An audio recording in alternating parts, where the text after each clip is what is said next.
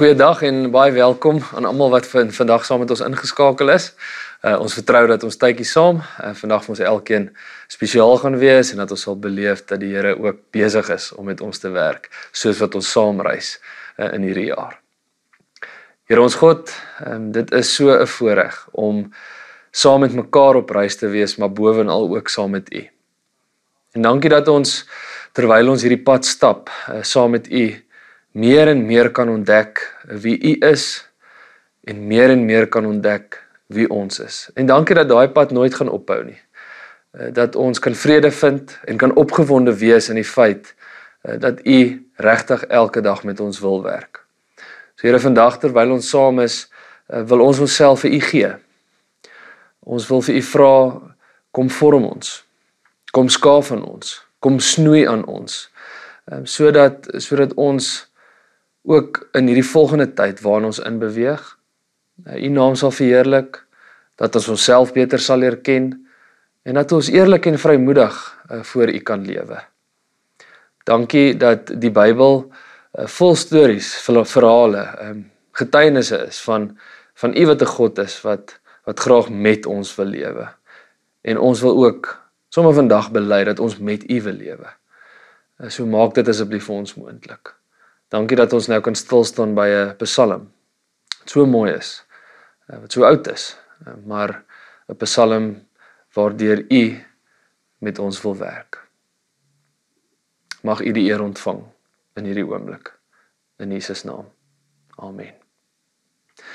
Vriende, ons lees vandag 'n bekende psalm, Psalm 8. Dit is 'n psalm waarin ons klomp dinge lees. 'n psalm wat ons, as ons hom hoor, definitief al sou gehoor het, hy gaan bekend vir ons klink. Maar 'n psalm wat, as ons hom so 'n bietjie uitmekaar uittrek, vir ons so mooi iets verduidelik van God as skepper, hoe hy geskep het, hoe hy steeds skep, en wat ons rol as mense is in die wêreld. Ons as mense is nie sommer maar net hier om 'n lewetjie te leef en dan eendag te sterf en net weer terug te gaan of hemel toe te gaan nie. God wat geskep het, is daagliks besig in ons lewens. En ons as mense het 'n baie spesifieke rol om te speel en te vervul saam met God terwyl ons hier is. So dalk is ons baie keer op 'n plek waar ons 'n bietjie twyfel oor onsself, oor wie ons is. Dalk twyfel ons 'n bietjie oor sekere mense in ons lewens. Dalk kyk ons na ander en dink maar waarom is jy hier? Waarmee is jy besig? Dalk is dit 'n baie persoonlike ding waar ons dalk worstel met wat moet ek dag vir dag doen en waar is God betrokke in my lewe? Kom ons kyk wat sê Psalm 8 oor hierdie klompie vrae. Vir die koorleier met musiek, 'n psalm van Dawid. Here, ons Here, hoe wonderbaar is U naam oor die hele aarde. Hoe glansryk alles wat U in die hemelruim geplaas het. Kinders en suigelinge besing die magtige werk wat U tot stand gebring het. So word U teestanders, die vyande en wraakgieriges, tot swye gebring. As ek U hemel aanskou, die werk van U vingers, die maan en die sterre waaraan U 'n plek gegee het, wat is die mens dan dat U aan hom dink? Die mensekind dat U na hom omsien. U het hom net 'n bietjie minder as 'n hemelse wese gemaak en hom met aansien en eer gekroon. U laat hom heers oor die werk van U hande. U het alles aan hom onderwerp, skape en beeste, alles, selfs die diere in die veld, die voëls in die lug en die visse in die see wat die oseane deurkruis. Here, ons Here, hoe wonderbaar is U naam oor die hele aarde. Amen. Vriende, wat 'n pragtige lied. Wat 'n pragtige psalm wat baie mooi en duidelik sê, maar hoe God betrokke is by die skepping, maar ook waarheen hy ons roep om saam met hom op 'n manier 'n rol te speel terwyl ons op aarde is. En die eerste ding waarop ons vandag so 'n bietjie gaan fokus en gaan klem lê, is dat die psalm vir ons vertel eenvoudig wie God is. Nou, natuurlik is die vraag na wie God is 'n vraag wat ons op klomp maniere kan antwoord. En daar's in die Bybel klomp verskillende voorbeelde van God en sy karaktereienskappe en hoe hy graag betrokke wil wees. Maar ons fokus vandag op Psalm 8 sin. En Psalm 8 sê vir ons, eerstens nie net in die woorde wat gebruik word nie, maar in die struktuur van die gedig, dat God die een is wat alles omsluit. God is oral. God is almagtig. En ons sien dit in die struktuur in terme van hoe die gedig of die lied begin en hoe hy eindig. Die bekende woorde, Here ons Here, hoe wonderbaar is u naam oor die hele aarde. Dis die eerste deel en dis die laaste deel. En soos wat daai reeltjie die gedig of die lied omsluit, so is dit eintlik 'n simbool van God wat die hele aarde, die heelal en dan ook ons as mense se lewens omsluit. En dan raak mens bewus van die almag van God. Dat die psalmdigter nie net die woorde almagtig en wonderbaar gebruik nie, maar dat hy ook die psalm so struktureer om te sê alles wat ons doen en alles wie ons is, gebeur in hierdie ruimte waar God bo en onder ons is. Waar ons veilig is en waar God, die skepper van die heelal, in beheer is. Nou, dit word verder bevestig deur die kontras wat ons sien in vers 3. Vers 3 sê kinders en suigelinge, met ander woorde babas en klein kinders, en dan verduidelik hy verder, besing die magtige werk wat u tot stand gebring het. Hoekom? Sodat die vyande, die teestanders, die wraakgieriges, daarmee oorwin kan word. Met ander woorde, hy gebruik woorde om eintlik net te sê, God is so groot, hy omsluit ons alles, God is so groot, dat hy selfs kinders en babas kan gebruik, om te getuig teen die wreedheid in die wêreld. God kan selfs persone wat nie eens daarvan weet nie gebruik, om te getuig van wie hy is, van sy almag, en van die feit, dat hy die skepper van hemel en aarde is. Hy is so magtig, dat die getuienis van kinders en suigelinge genoeg is.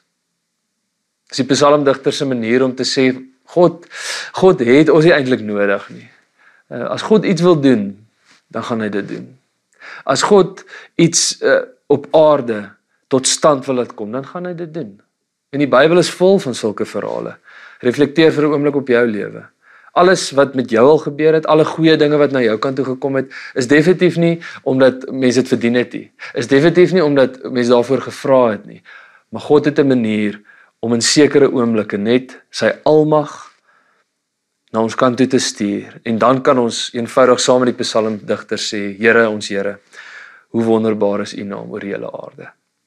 Nog 'n manier waarop hy wys dat hy alles omsluit en dat hy in beheer is van alles wat ons kan beleef, is dan in vers 4, vers 8 en vers 9, waar hy spesifiek skryf oor waar ons dit alles beleef. In vers 4 skryf hy oor die hemel, en die sterre, die werk van u vingers.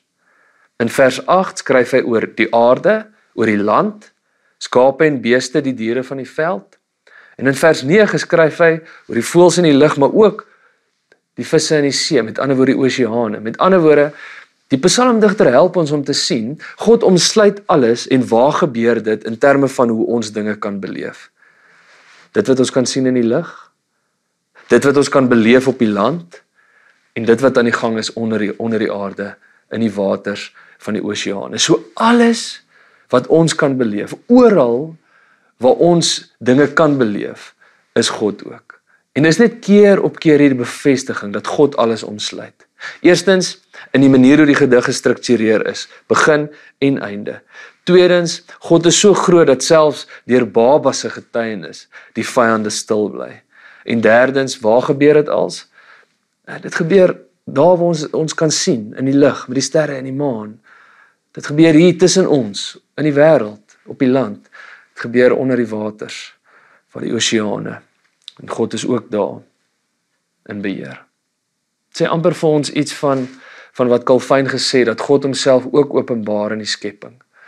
En dat ons eenvoudig in verwondering kan staan en kan leef oor 'n God wat hierdie dinge geskep het en nog steeds besig is in sy skepping. En dan is die wonderlike gedagte waarmee Psalm 8 ons help, dat God kies om ook die mens deel te maak van sy storie. Soos wat ons gehoor het, hy kan sy storie deur babas en suigelinge en kindertjies na vore laat kom. So hy het ons nie eintlik nodig nie, maar tog kies hy om ons as mense deel te maak van sy verhaal.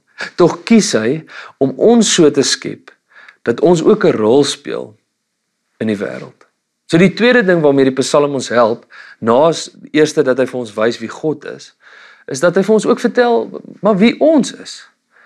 En wanneer hy sê, wat is die mens dat u aan hom dink, en die mensekind dat u na hom omsien, en dat u hom net 'n bietjie minder as 'n hemelse wese gemaak het, dan ego dit eintlik dit wat ons lees in die begin in Genesis, met die skepping van die mens, dat God sê, maar ek kies om 'n verteenwoordiger en 'n beeld van myself te skep met sekere verantwoordelikhede op aarde. Nou, om die beeld van God te wees, beteken verskeie dinge, en mense sou baie lank daaroor kon praat, maar kom ek lig vandag net 2 uit. Om die beeld van God te wees, om mens te wees, en dit kom ook uit Psalm 8 uit, beteken om in die een plek menswaardig te wees. Met ander woorde, daar's iets van God in ons elkeen. Ons is die beeld van God. En in die tweede plek, ons het 'n verantwoordelikheid.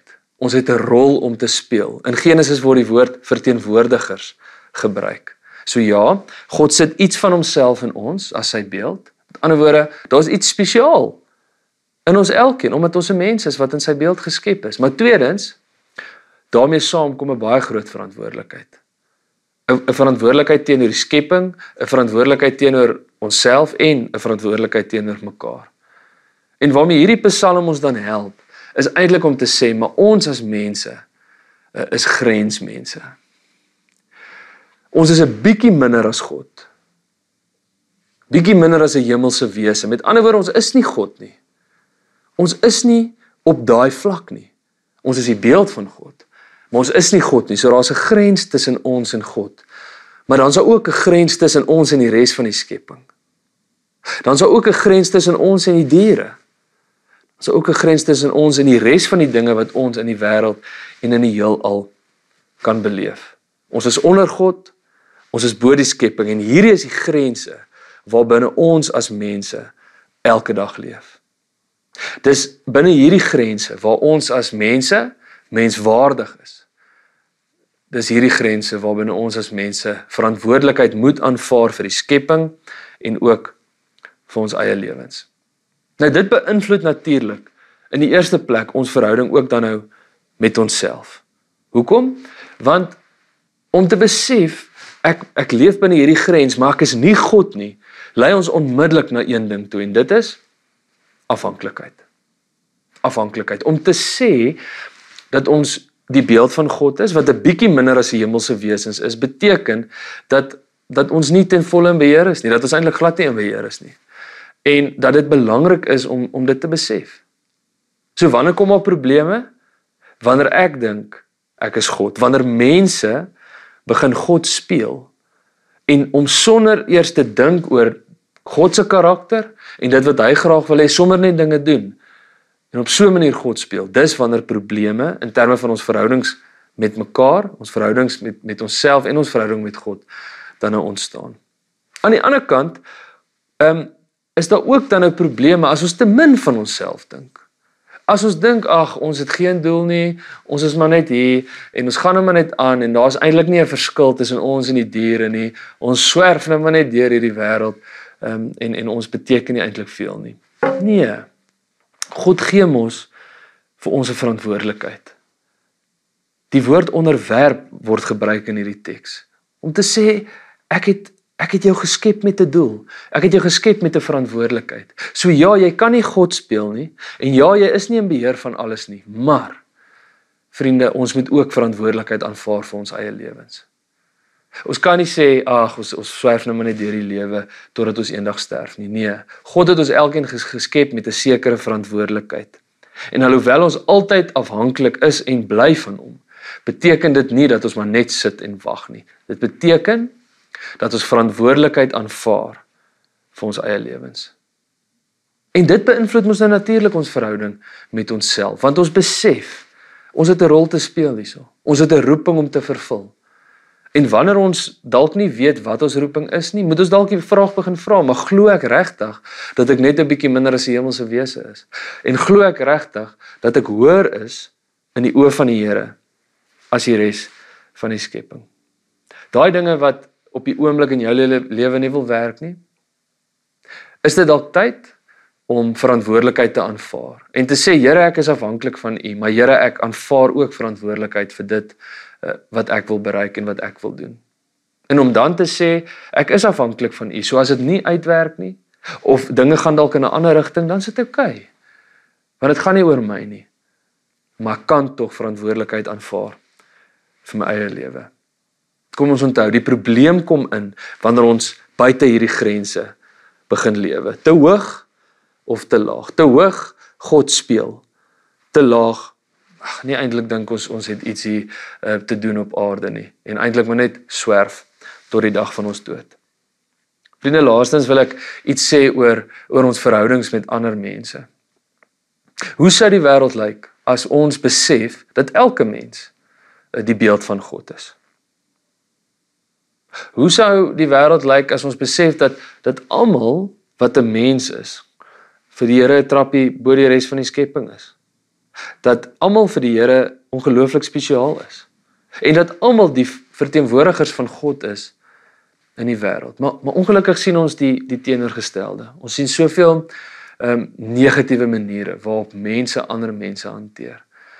En ek wonder of ons as kerk se roeping nie juis is om te sê, maar wanneer ons met mense te doen het, dan doen ons dit ook op 'n menswaardige manier. In terme van afhanklikheid van God en ons verhoudings met ander mense, is dat dalk iemand teenoor wie jy bietjie afhanklik is, van wie jy dalk 'n bietjie te veel verwag, en terwyl jy nie verantwoordelikheid wil aanvaar vir jou eie lewe nie, verwag jy dit dalk van hulle. Dalk is dit tyd om te besef, maar jy self het 'n roeping en 'n rol om te vervul.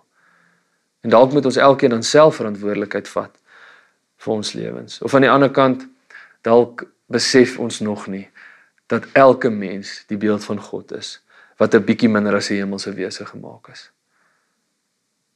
Ek wonder of die Here ons nie deur hierdie teks uitnooi om te besef.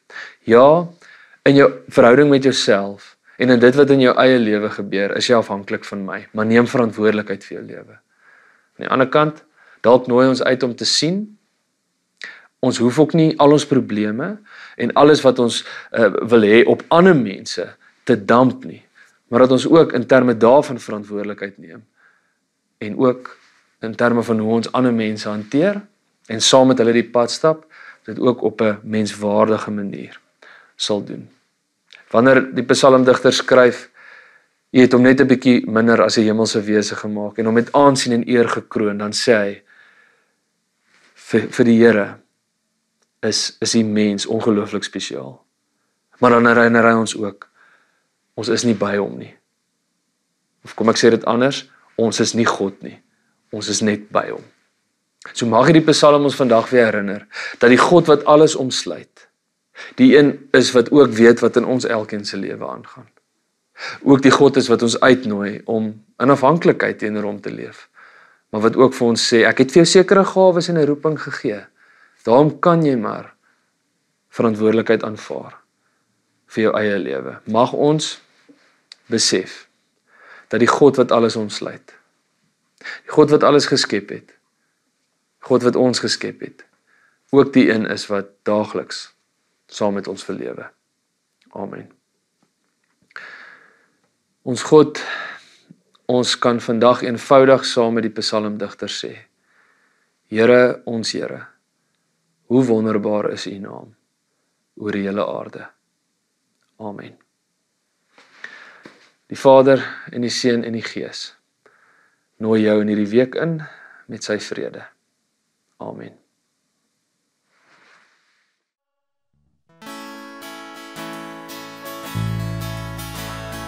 Now that I walk in forgiveness, all of my guilt was erased. The chains of the past are broken and Oh, I got saved. I'm undone by the mercy of Jesus. I'm undone by the goodness of the Lord. I'm restored and made right. He got a hold of my life. I've got Jesus. How could I want more?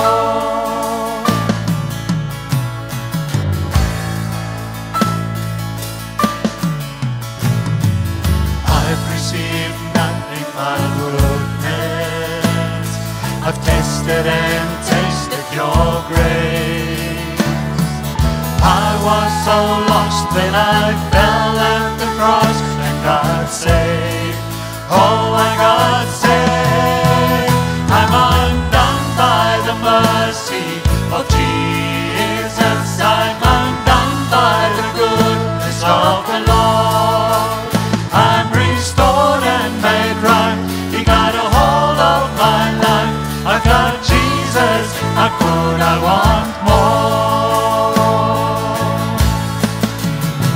The love of God gave me His pardon.